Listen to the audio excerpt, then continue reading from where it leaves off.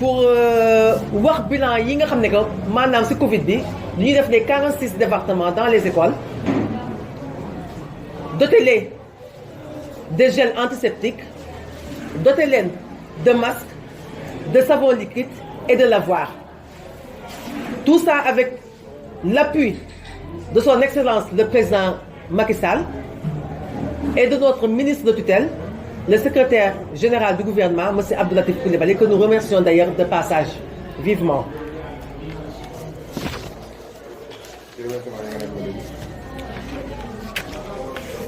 léegi li ñu gën a soxal ci point de presse bi gis nañu local yi ñu dem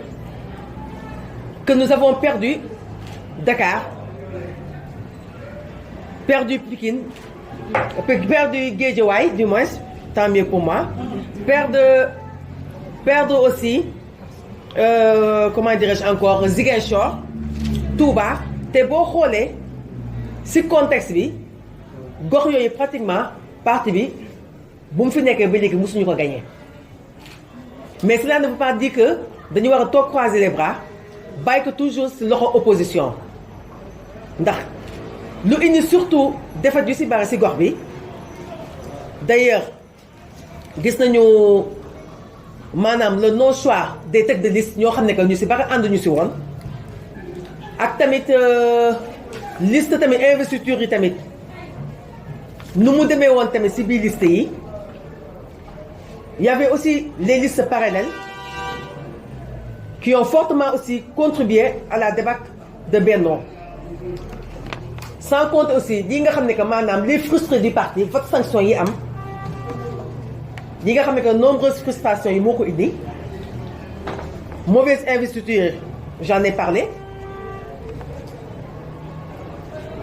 si loolu nag ñuy ñaax son excellence le président Macky Sall di ko xamal que ces chargés de mission ñi ngi fii ba léegi taxaw debout nekk bouclier autour de moom jóg bu jàppale ko di xàccandoo di dóorandoo mais ñu di ko ñaax tamit pour mu gën a gestu tamit ay chargés de mission am ndax nag boo xoolee nag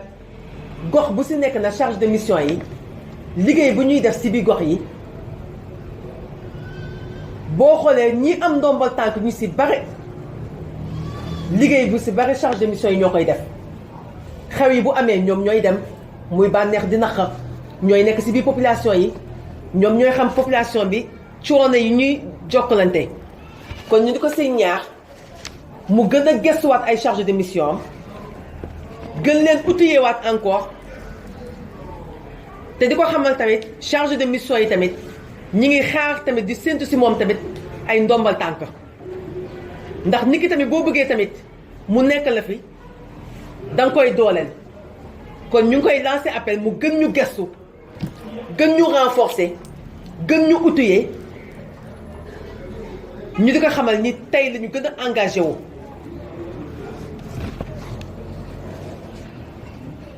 ñëpp gis nañu après élection yi population yi wax nañu tamit seen naqar tamit surtout si lu jëm si wàllu dund bi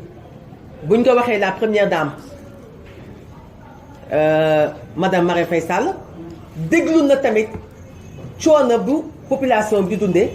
ba mu yegg ko si le président Macky Sall ba tey population bi gis nañu ni wàññi na denrée yi ñu di ko si féliciter tamit di ko remercier mais di ko ñaan tamit mu gën a wàññiwaat lii nga xam ne que tamit population bi tamit ñu ngi koy jàkkalante tamit muy location bi tamit loolu tamit bu ko wàññee tamit dina jàppale bu baax askan bi tamit